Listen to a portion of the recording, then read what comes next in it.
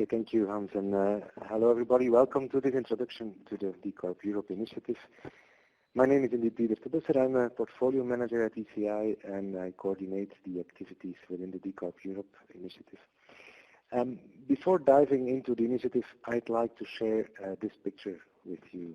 On this picture you see Ludovico Einaudi. He's an Italian composer playing the piano on a floating platform in the Arctic Ocean to call our attention to save the Arctic. And this movie went viral on social media, and I think this is a clear sign that, like Einaudi, more and more people are realizing that we as individuals, we need to make positive changes ourselves to mitigate the threat of climate change. And reducing carbon dioxide emissions has become an important social goal that way.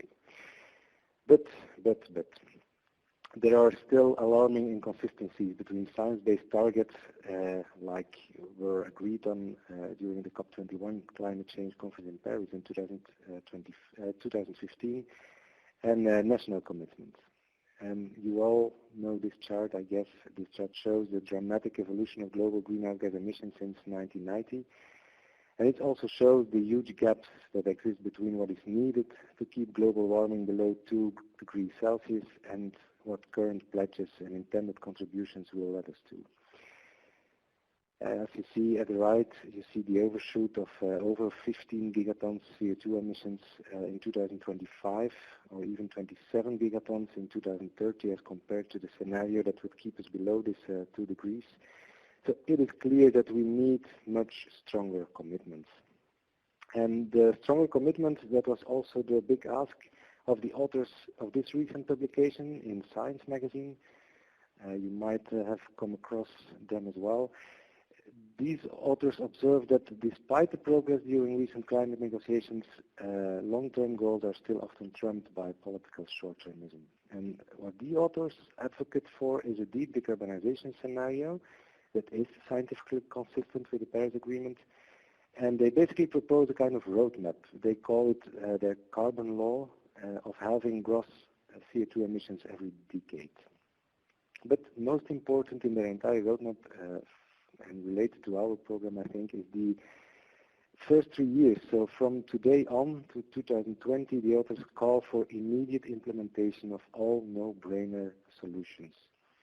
And that is where the DecarbEurope campaign is all about, immediate implementation of no-brainers. DecarbEurope is about solutions that fight climate change, and all the solutions are ready for market, mature, and scalable at fast pace. And I'll elaborate on the solutions more in a minute. But let me first grasp this opportunity to tell you why we as the copper industry are taking the leading role in urging climate action here.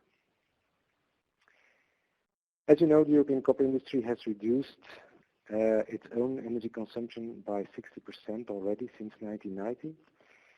And by doing so, we also reduced emissions in Europe to almost 4.5 million tons of CO2, which is only 0.1% of the total emissions in the European Union. But now the next step is that we want to expand this success to a very broad economy. We are taking on the leadership role here through a united effort to reduce carbon emissions in Europe, and that is exactly DecarbEurope as the initiative. DecarbEurope wants to connect technologies, markets, policies with one another to one joint effort in reducing carbon emissions. I was talking about connecting technologies. Well, this is what you should understood by connecting technologies. DecarbEurope basically promotes a portfolio of cost-effective decarbonization solutions. And what is very striking on them is that each of them could reduce European greenhouse gas emissions by several 100 million tons per year. So if you look close at the chart, and you see that each of the yellow circles show an estimation of the annual greenhouse gas emission abatement potential for each of the solutions. Of course, it is an estimation, and of course we know there will exist some overlap between them, but it gives you an impression on how big the potential is of those existing technologies. And I know I keep the solutions hidden for you, so before suspense is killing me, let me reveal them. Here they are, all 10. Some of them are well known, like wind and solar power or solar thermal cogeneration. Others are emerging, heat pumps, electric vehicles, electromagnetic processing technologies. But also very important to stress here is that DecarbEurope goes beyond single component technologies. It also covers systems. You see motor systems, you see building automation, you see energy management. So it's really going beyond the product or component thinking. And why we take the lead as the European copper industry in this ecosystem, well, it's in fact a clear manifestation of our vision not to only focus on the emission reduction in our own sectors, but also to look downstream. Because downstream, of course, the emission reduction potential is orders of magnitudes higher. Indeed, if you look at those 10 technologies, you will see that copper is part of the solution to fight against climate change in all of them. And of course, that is because the natural properties of high conductivity, eternal recyclability and durability, which makes copper the material of choice for the energy transition. You might think now, well, some technologies for decarbonizing Europe are missing here. We are aware of that, of course, and we are already thinking of extending this ecosystem next year. But before you start applying, make sure that you comply with the entry ticket for DecarbEurope, which is a CO2 abatement potential of several hundred million tons per year, and that the solution is technology-based, cost-effective, ready for market, and mature and scalable. And that is because we really want to act on the immediate term. Altogether, we are convinced that this DecarbEurope solutions provide one big solution for a smart and user-centric energy system, and this is in fact the core of the EU winter package, the Clean Energy for All package that has been released end of last year and is currently in negotiation in the European institutes. And we really hope that the European Union will recognize the central role of technologies in this decarbonization of the European energy system.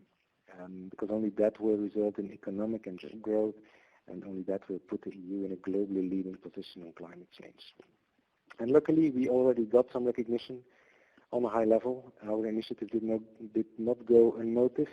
It was welcomed in particular by European Commissioner for Climate Action and Energy, Mr. Cañete.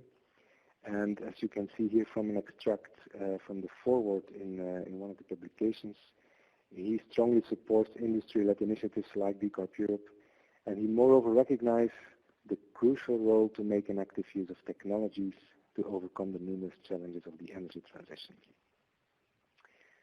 And of course, we're happy with such support. Support from policymakers is exactly what we need, because although all the solutions in DecarbEurope are cost-effective, are market-ready, most of those solutions are also likely to experience barriers which are somewhere hindering delivery of the full potential. And we really want to fully activate them and unleash the full potential, and that is why we think that programmatic support is needed. So that's in fact the entire goal of DecarbEurope. Target engaging decision makers in policy and industry, and bring them together around one table for an open discussion on efficient energy production and consumption, and on how to unleash the greenhouse gas emission reduction potential. So we are targeting industry associations, and you see that on the slide. On the left is industry associations, but also European institutions, NGOs, and press and media for broadening the audience and the outreach. I told you this is a multi-solution campaign, so that also results in a real ecosystem. You should see DecarbEurope as a real ecosystem with, for the moment, 8 industry associations and 2 media partners who have joined our initiative so far. And they all play a very active role in various campaigns. Together we set up co-promotion campaigns, joint events, and more organizations already have expressed their interest to join, so this is a promising ecosystem to grow over the years. You will recognize most of the logos there. I'm not going to read them all, but have a close look and then you know who's on board. I told about multi-partner program. It's also multi-channel because we want programmatic support, but we will never get programmatic support if we are not succeeding in raising awareness on the technical solutions and their value proposition. So we really want to make all the solutions more concrete, more tangible, and more easy to understand. We want to create as much as possible impact, and therefore we have this multitude of channels. I will only highlight a few and share with you some concrete pages and examples. The first landmark of this multi-channel was the printed report that was launched last week at the Decarb Heat Forum organized by the European Heat Pump Association. And as I told, it was introduced by Commissioner Cañete, and it's really a 120 pages booklet that takes you on a journey through those 10 solutions. We have for each of the solutions, as we have a revealing infographic introducing you to the features and the benefits. We shared per solution 10 remarkable facts and figures on the economic and environmental potential, and maybe more important, also 5 policy recommendations on how to unlock this potential. There is 10 interviews with thought leaders that share their future outlook with you. There's diagrams on how the solutions exactly work. And that is also a very interesting one. For each of the solutions, we have 3 real case studies, 3 real success stories in various industries, applications, and countries all over Europe. You can find a download of the report at the link that is on the bottom of your screen, DecarbEurope.org. There you can find the PDF both and an online version of the magazine. We also translated the facts and figures from the report into a nice, colorful shareable for Twitter. And well, I can only suggest you to start following our account on the Twitter handle DecarbEurope, or you can also follow the hashtag DecarbEurope.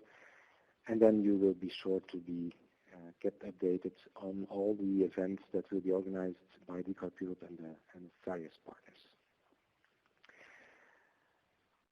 Another medium is a digital magazine.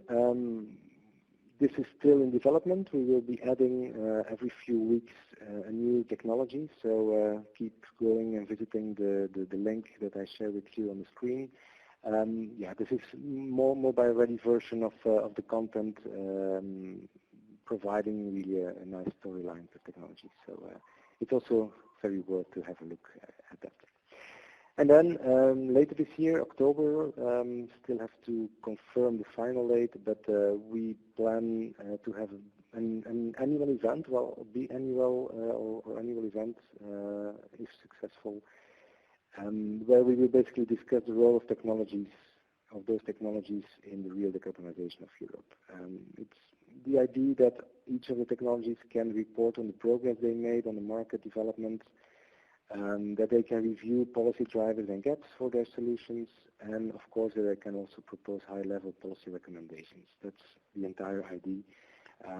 We can keep you posted, of course, of this event when it will take place. It will be in Brussels anyhow, and if you want, drop us a line and we will extend an invitation to you.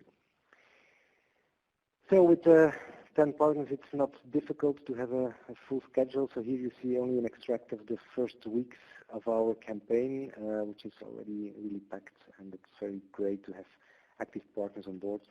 We try also to have a kind of monthly focus in the campaign, putting the spotlight on one of the technologies each month, trying to cluster some events such as the workshops, the webinars, the breakfast debates at the European Parliament.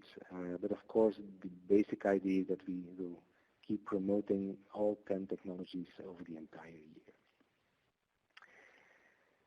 So this was DecarbEurope really in a nutshell, and we're only 2 months far in the campaign, so 10 months ahead of us.